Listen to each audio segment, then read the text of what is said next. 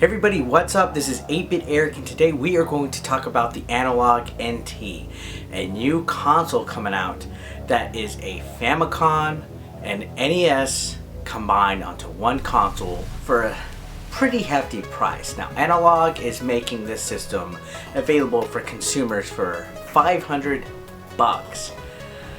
That's pretty intense, right, for something that plays NES games when you can get an NES top loader or toaster or any kind of NES clone or Famiclone for immense amount of dollars cheaper than the 500 that the Analogue NT costs. This is a little interesting, but what makes the Analogue NT unique is that it's actually using original CPU and PPU parts from Famicom and NES systems.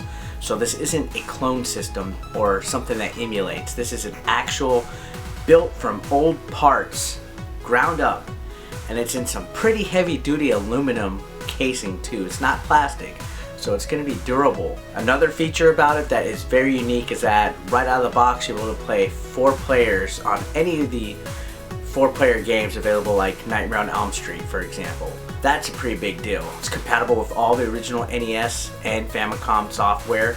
The ports are original ports, so you can use any accessory. And not to mention, it's compatible with almost all the games. I don't think there's going to be any issues with, Castlevania 3 not playing because it's with the original hardware inside. It's going to have a variety of video outputs, including RGB, HDMI. You have to buy an HDMI cable, but you could play high definition NES games on your nice fancy TV now. It's going to be interesting to see if Duck Hunt still plays or not. So let's see what they do with that. I don't think it's still gonna work, but is this worth it? Do you think paying 500 bucks for something that plays NES games is worth it?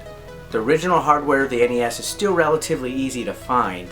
Prices are going up. Do you think the Analogue NT is a good solution?